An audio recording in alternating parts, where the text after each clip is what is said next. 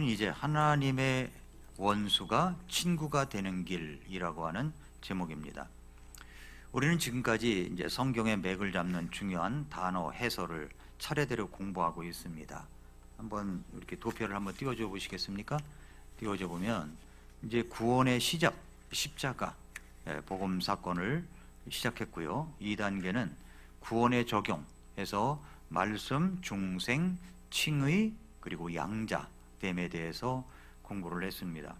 3단계는 뭐냐면 관계 회복과 삶의 변화입니다. 어떤 단어들을 공부해야 되느냐면 화해, 화해 헌물, 전가, 성화, 중보, 중재자라고 하는 단어들을 우리가 공부할 것입니다. 오늘 이제 관계 회복과 삶의 변화 중에서 화해를 공부하게 되고요. 4단계는 구원의 완성, 예정과 영화에 대해서 이렇게 공부를 하게 될 것입니다. 지금까지 공부한 것은 1단계부터 이제 5단계 십자가까지 공부했죠. 십자가 위에 담겨져 있는 세 가지 언어가 대속, 속죄, 구속이라고 그랬죠. 이제 중복을 피하고 구원의 전체 흐름을 완성하는 8개 언어를 이제부터 계속 살펴보도록 하겠습니다. 이런 말씀들을 보면은 이런 기대 효과를 가져옵니다. 먼저 시야가 확정이 됩니다. 시야가 확정이 돼요.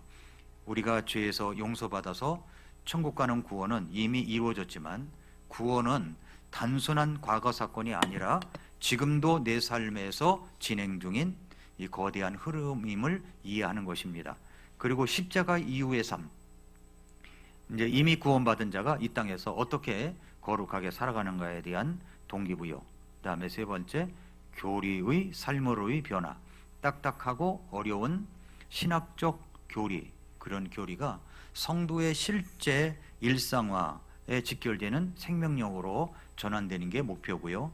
소망과 결단, 마지막 영화를 통한 천국 소망 고취로 현실의 고난을 이겨낼 담대한 결단을 촉구합니다.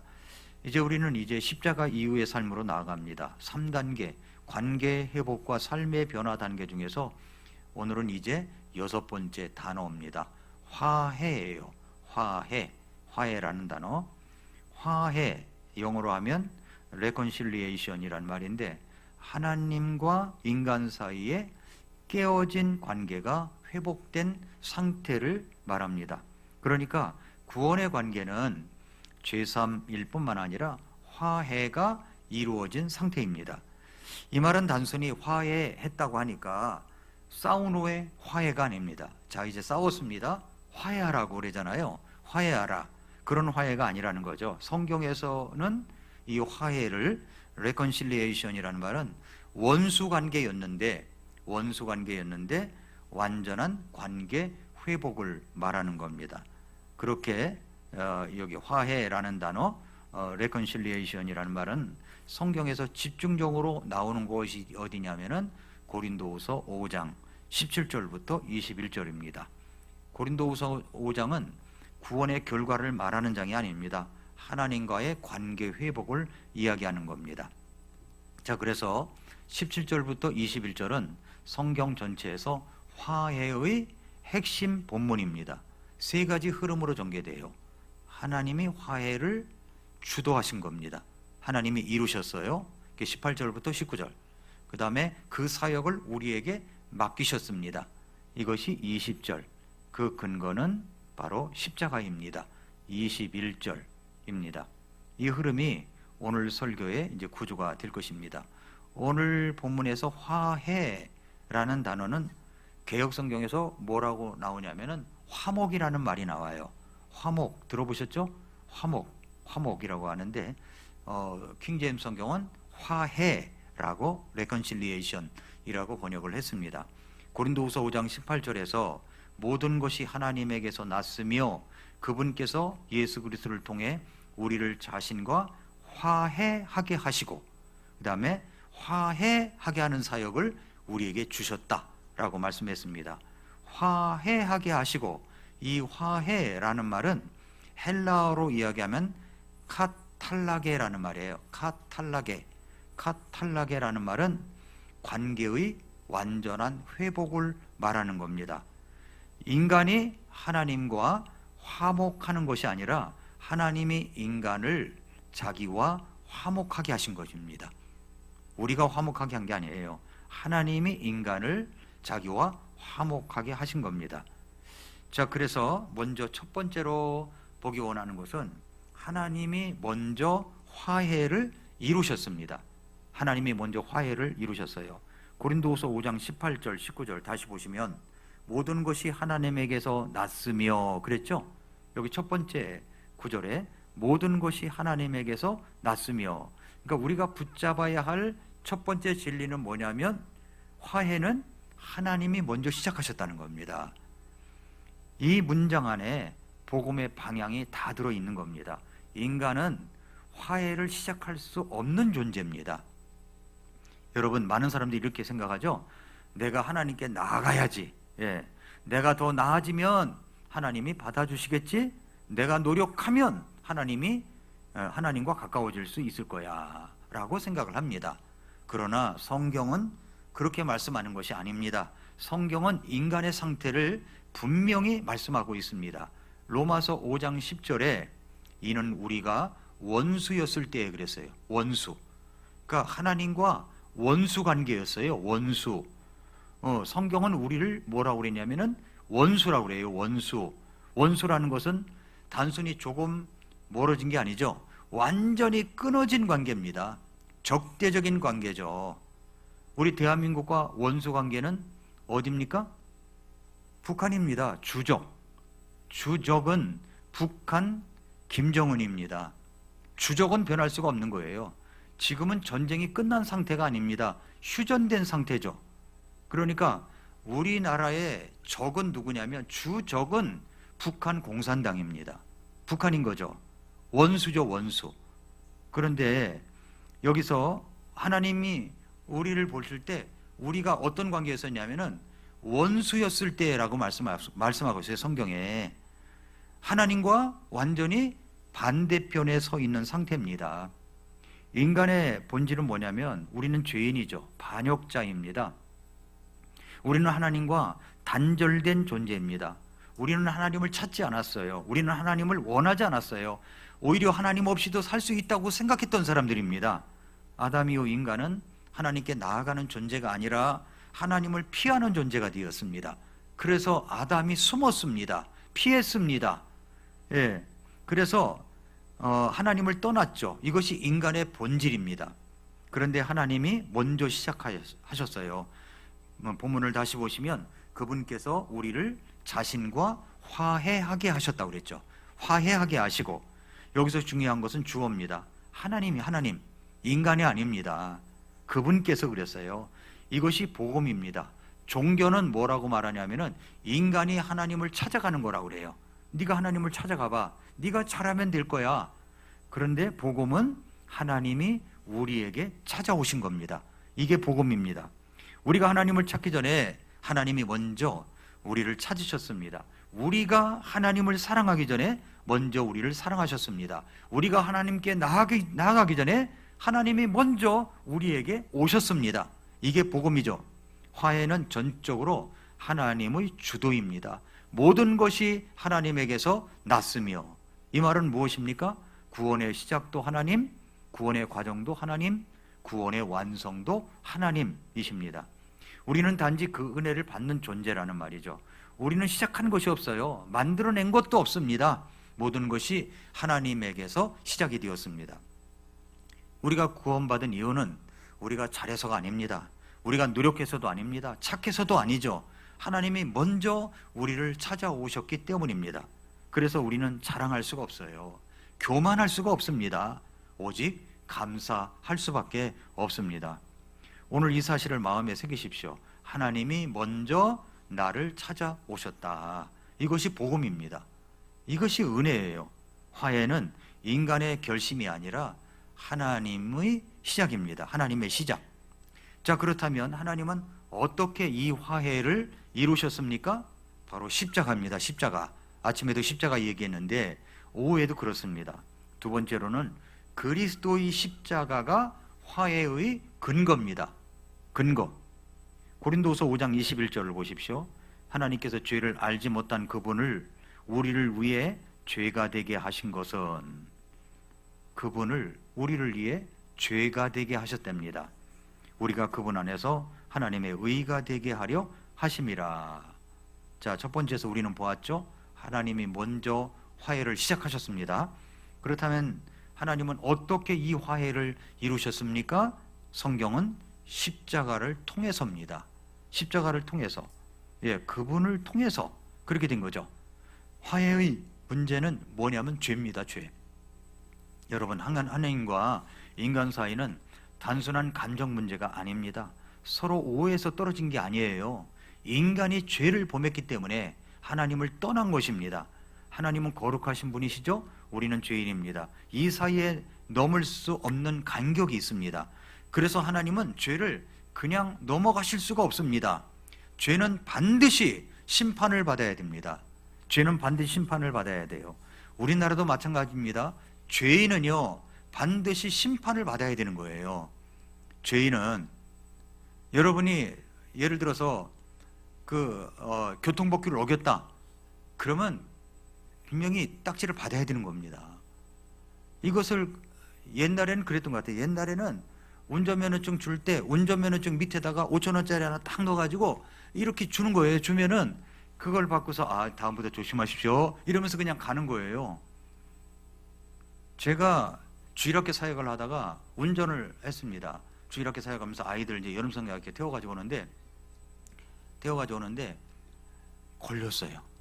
왜냐하면 1차선, 2차선이 있는데 승합차는 1차선으로 가면 안 돼. 그래서 1차선으로 갔다고 이제 잡은 거예요. 저는 그걸 잘 몰랐죠. 이제 군대에서 제대해가지고 잘 몰랐는데 선생님 한 분이 쫓아가더니 아무튼 인사를 잘하고 와가지고 그냥 갔습니다. 그 사이에 무슨 일이 일어났는지 전 몰라요. 근데 이제 그 이야기가 아닙니다. 저는 모른다고 그랬어요. 그런데 보통 보면은 옛날엔 그랬어요. 그런데 지금은 그렇습니까? 지금은 그렇지 않아요. 우리나라는 음주운전은 철저하게 잡아내는 것 같아. 음주운전은 국회의원이든 누구든 연예인이든 봐주질 않는 것 같아요. 그래서 음주운전 잡아내는 이 경찰들은 진짜 상을 줘야 될 것 같아요. 정말 잘 잡아냅니다. 불어보라고 그럽니다. 그럼 불어요. 그러면 다시 부르라고 그래요. 붑니다. 걸리면 도망갈 수가 없어요. 모릅니다. 그 가운데서도 도망가는 사람이 있는지 모르지만은 철저히 잡아냅니다. 그러니까 우리나라에도 죄를 범했으면 철저하게 다뤄야 됩니다. 그것은 대통령일지라도 마찬가지라는 겁니다. 하나님, 그것을 죄망을 빠져나가려고 하면 나중에 누가 다루시냐면 하나님이 다루시는 겁니다. 하나님 앞에 가 서게 되는 거예요. 그러니까 화해의 문제는 뭐냐면 죄예요. 죄인데 이건 하나님께서 그냥 넘어가실 수가 없는 겁니다. 죄는 반드시 심판받아야 됩니다. 이것이 문제인 겁니다. 하나님은 사랑이시지만 동시에 거룩하신 분이십니다. 사랑 때문에 죄를 그냥 넘어갈 수 없고 거룩 때문에 죄인을 그냥 받을 수가 없습니다. 그래서 십자가가 필요했던 거죠. 21절을 보면은 죄를 알지도 못한 그분을 우리를 위해 죄를 삼으신 것은, 이 말씀은 복음의 중심입니다. 예수 그리스도는 죄가 없으신 분이셨습니다. 그러나 하나님은 그분을 죄로 삼으셨어요. 죄를 완전히 전가시킨 거죠. 이것을 전가라고 얘기합니다. 우리의 죄가 그리스도에게, 그리스도의 의가 우리에게 온 것입니다. 위대한 교환이 이루어진 겁니다. 십자가에서 일어난 일은 단순한 죽음이 아닙니다. 위대한 교환입니다. 우리가 받아야 할 심판을 예수 그리스도께서 받으셨습니다. 그분이 받아야 할 의를 갖고 계신 의가 우리에게 덧입혀졌습니다. 이것이 복음입니다. 화해는 값이 지불된 사건입니다. 화해는 그냥 좋게 지내자 이런 것이 아니에요.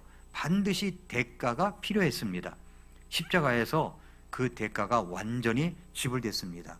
로마서 5장 10절에 이는 우리가 원수였을 때 하나님의 아들이 죽음에 의해 하나님과 화해하게 되었다면 화해하게 된 자로서 더욱더 그분의 생명에 의해 구원을 받을 것이기 때문이라 라고 말씀을 했습니다. 여기서 중요한 것은 우리가 변해서 화해된 것이 아닙니다.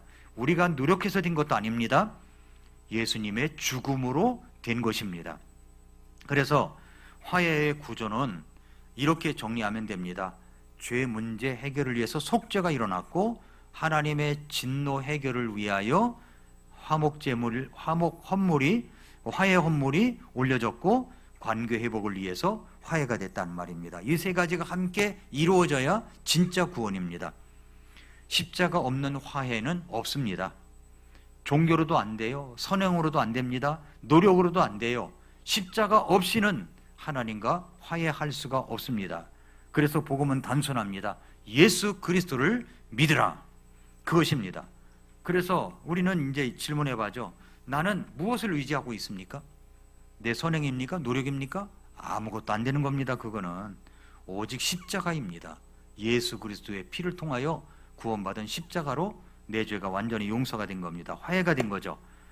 자, 화해는 인간의 노력으로 되는 것이 아니라 십자가에서 이미 이루어진 사건이다 하는 것입니다. 이제 세 번째로는 우리는 이제 화해를 전하는 대사입니다. 대사. 5장 20절 보세요. 그런즉 하나님께서 우리를 통해 너희에게 간청하신 것 같이 이제 우리가 그리스도를 위한 대사가 되어 그리스도를 대신하여 너희에게 간구하노니 너희는 하나님과 화해하라 말씀하셨죠? 두 가지를 봐야 됩니다. 하나님이 먼저 화해를 시작하셨습니다. 또 하나는 십자가로 그 화해를 이루셨습니다. 그렇다면 마지막 질문이 뭐냐면, 이 화해는 우리에게 무엇을 요구하고 있습니까? 뭘 요구하고 있죠? 뭐라고 그랬냐면은 우리는 화해의 대사랍니다. 대사. 우리가 대사래요.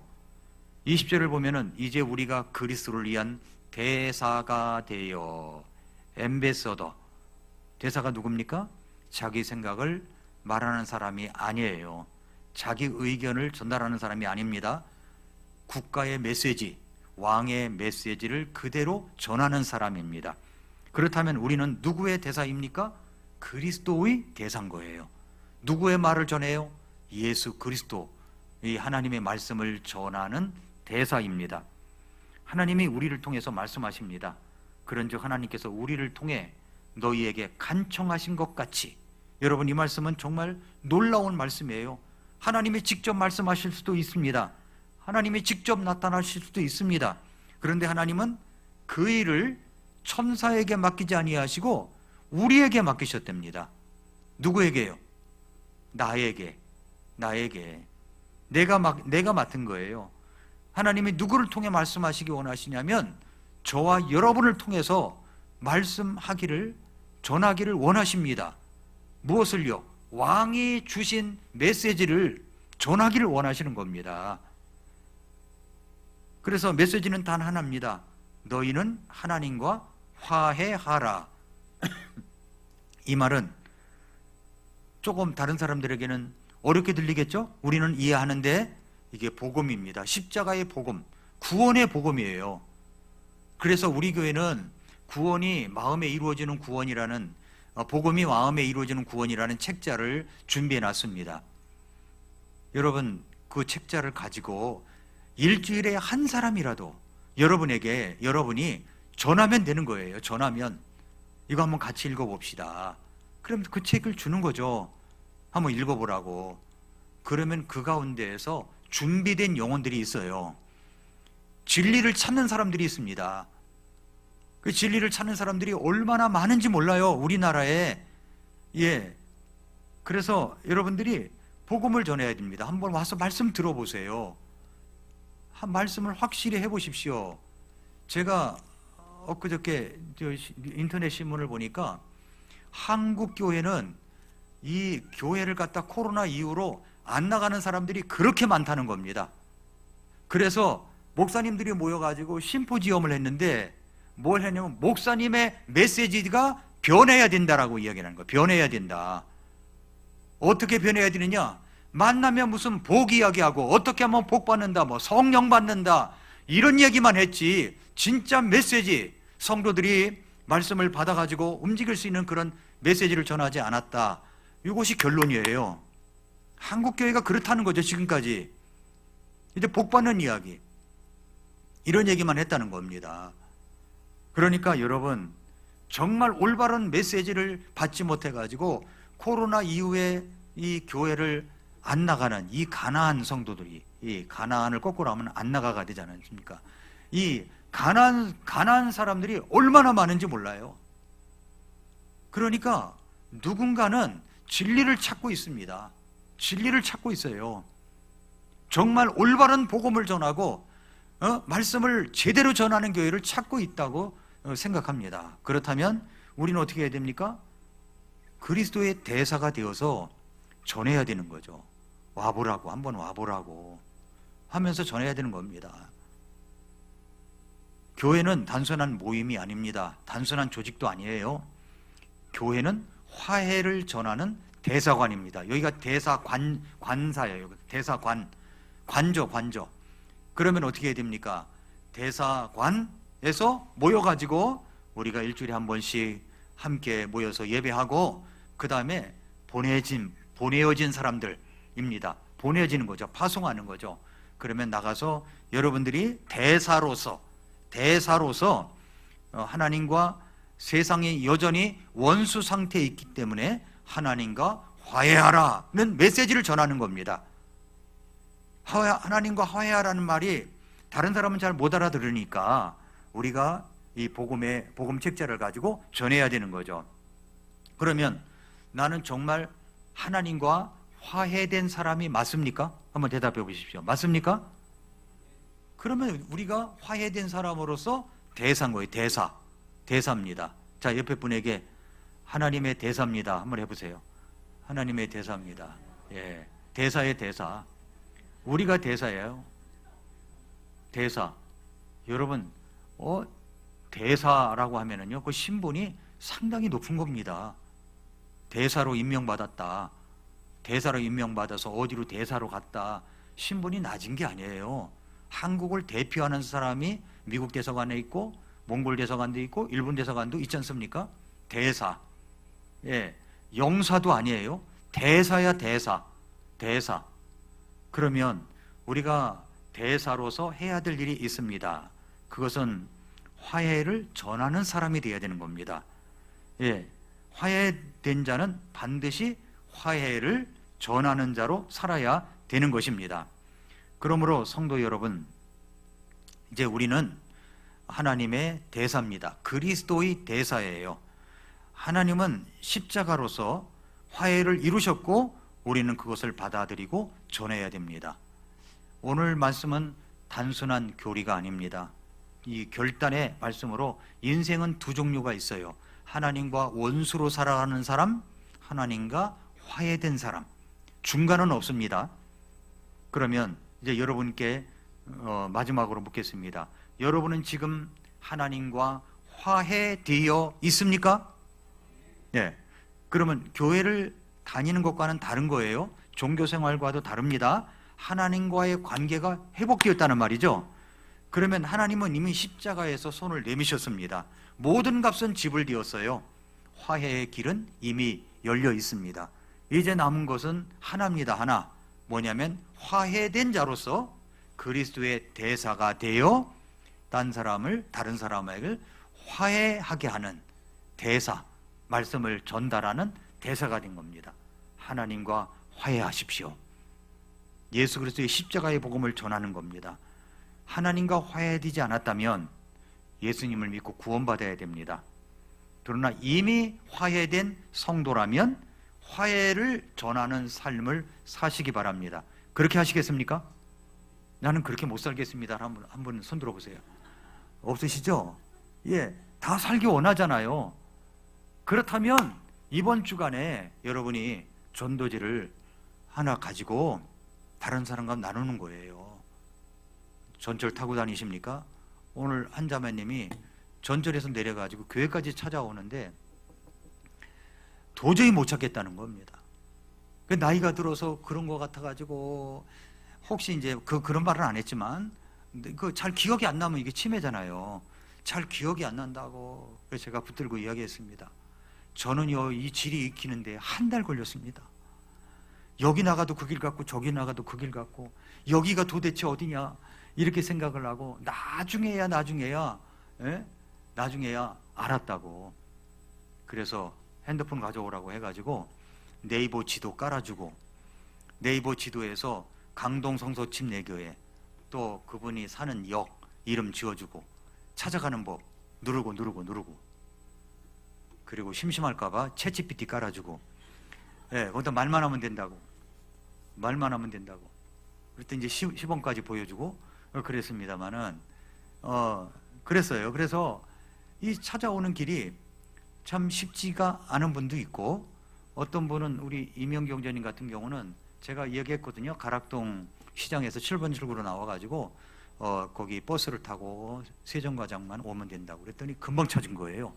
그래서 왔다고 이야기를 하더라고요. 여러분 이제 우리는 가락동 이 시대에 와서 이제 가락동 하면 우리는 가락시장만 생각했잖아요. 근데 가락동 하면은 제가 일부러 SNS나 이런 우리 교회 홈페이지나 이걸 통해서 가락동 시대 하는 것은 가락동 시대 속에 있는 강동 성서집 내기를 기억하라는 의미도 있습니다. 이걸 반복해서 많은 사람에게 알리면 가락동 하면은 강동 성서집 내기 이렇게 알아듣게 될 것입니다.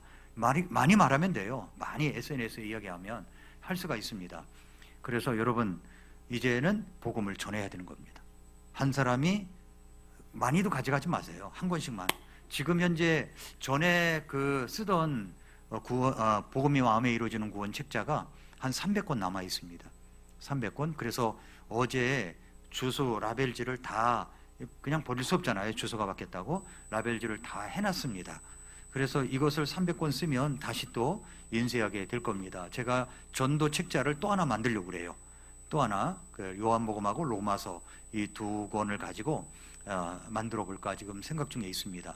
그래서 우리가 복음을 전하는 일에 무엇보다 앞장서야 되고 지금 많은 사람들이 이 복음의 진리를 참 찾고 있습니다. 갈증을 겪고 있어요. 그래서 와보라 이야기를 해야 됩니다. 와보라 이야기를 해서 그러면 와서 말씀을 듣고 변화가 되고 교회에 정착할 줄로 믿습니다. 이제 우리 교회에 더 많은 사람들이 저는 올 것이다 라고 믿고 있습니다. 맞습니까? 그러기 위해서는 이 목장 사역이 잘 돼 있어야 됩니다. 목장 사역이 그래서 앞으로는 이런 일에 제가 더 앞장서서 목장 사역을 잘 해나갈 것이고 6월 달에는 교사 세미나를 하려고 합니다. 교사. 그래서 교사들이 이제 가져야 될 리더십의 자세 그리고 자질 하나님 말씀을 가르치는 것 이거에 대해서 제가 적극적으로 하려고 합니다. 좀 여기 뭐 우리 임성호 형제가 있어서 하는 얘기는 아니지만은 임성호 형제 어머니는요 지금도 어린이 전도협회와 관계가 돼가지고 세소식반을 하고 계세요. 이런 분 드뭅니다 진짜로. 저는 초창기 때 주일학교 사역을 할 때 어린이 전도협회 지도자 학원을 한 2주 동안 다닌 적이 있어요. 그때부터 세소식반을 알고 어린이 전도협회하고 연관을 맺고 그랬습니다. 그래서 어린이 전도협회 교사 강습회, 여름 강습회 해서 남대문 교회에서 한번 한 적이 있습니다. 안 무슨 목사님이라고 하는 분이 구원의 복음을 전했어요. 여기 그런 책 가지고 복음을 전하니까 구원의 복음을 전했어요. 제가 신학생 때입니다. 근데 첫 타임이 끝나고 두 번째 타임 쉬는 시간인데 쉬는 시간에 제가 그 목사님을 찾아갔어요. 그래서 목사님 구원의 복음은 전하시고 왜 초청 시간을 안 갔습니까? 여기 교사들 가운데 전부 구원받았다고 생각하십니까? 이렇게 물었더니 다음 시간에 할 거라고 얘기하더라고요. 그래서 다음 시간에 했거든요. 3분의 2가 손 들었어요. 교사들이 모였는데 전 눈 뜨고 봤거든요. 3분의 2가 손을 들었어요. 깜짝 놀랐습니다. 1대1로 다 맨투맨으로 상담할 수가 없으니까 이제 모두 일어서게 해가지고 영접 기도를 하게 했습니다만은 그런 일이 있다고요. 그러니까 이 어린아이들, 어린이 전도협회는 참 좋지만 음악은 제가 싫어합니다. 옛날 구원 찬송 그 좋은 찬송을 다 버리고 완전히 이건 딴따라로 만들어 버렸어요. 음악이 너무 너무 아니에요. 몇 번을 전화했습니다. 어린이전도협회에. 음악 담당하는 사람이 누구냐. 아니 좋은 음악을 두고 그렇게 무슨 비트가 강하고 이상한 음악을 만들었느냐. 그런 적이 있습니다.